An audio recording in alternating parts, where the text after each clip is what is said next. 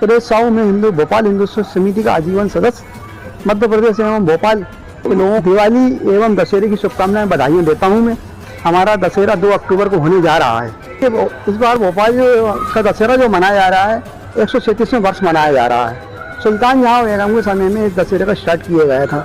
मेरे पूर्वज जो है वहाँ आया जाया करते थे, बहुत से काम होते थे। हम तो वो कमलापति रानी थी उस समय के भोपाल के निवासी। घोष मोहम्मद बाद में आए हमारे यहाँ जमाने में, पूर्वजों के समय में। घोष मोहम्मद के बाद सुल्तान जहाँ बेगम ने शासन चलाया।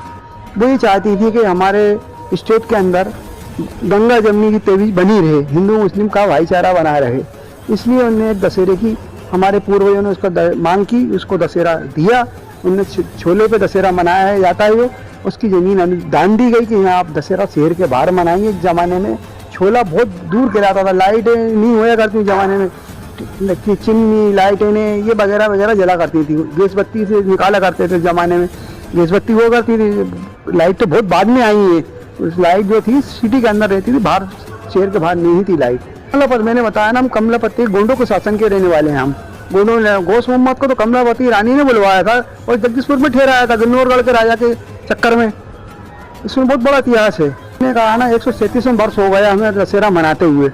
137वां पहले 10-5 साल पहले शुरू में झंडे निकले, दो झंडे निकलते। इसके बाद हमारे पूर्वजों ने दशहरा स्टार्ट करा। मात्र भोपाल में एक दशहरा होता था, भोपाल के जिले के आसपास।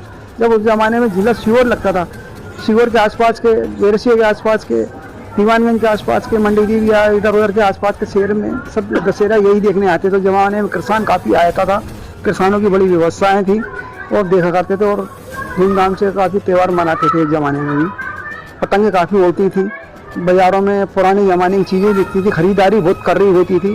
तो वो अब तो मार्केट बहुत जगह जगह हुई। दशहरे 22 दशहरे बड़े 21-22 से बड़े हो गए और भी छोटे हैं।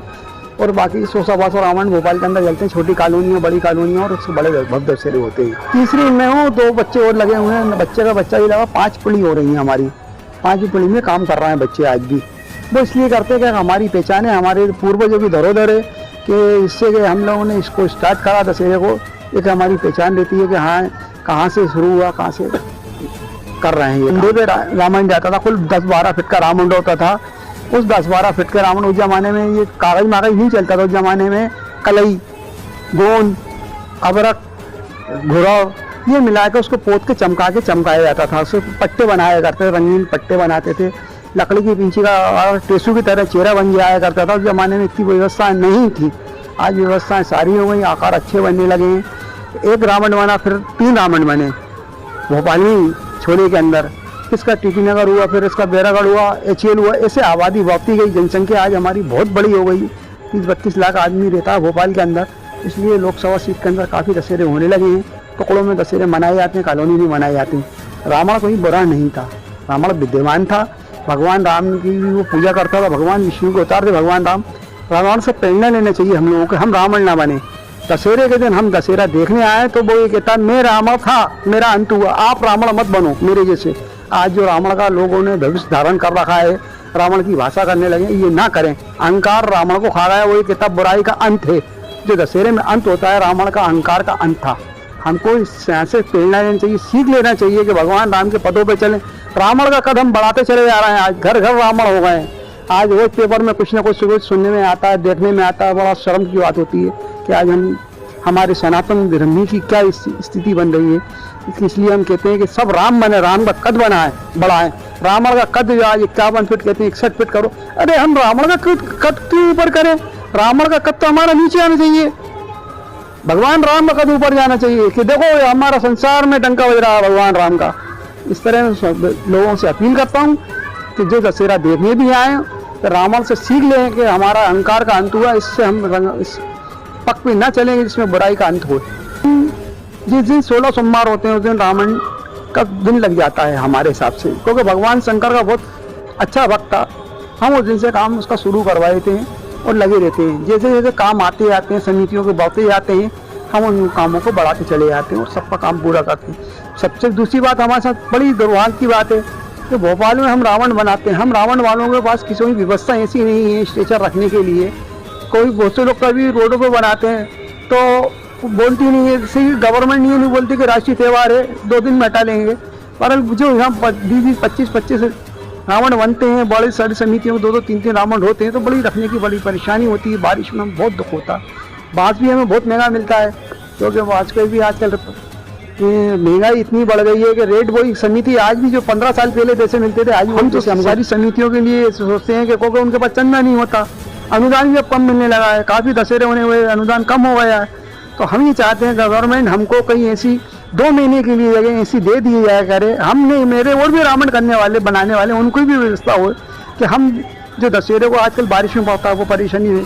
दूसरी ओर हम दशहरे वालों रावण बनाने वालों के लिए बई बनाई जाए, ताकि हम बाँस जो है गवर्नमेंट रेट पे मिले। आज हम पीठे पे जाते हैं, बाँस जो है 200 रुपये, 250 रुपये, 150 रुपये देसी बाँस, 125 रुपये, तो वो बाँस सही भी नहीं होता और ख़राब भी निकल जाता।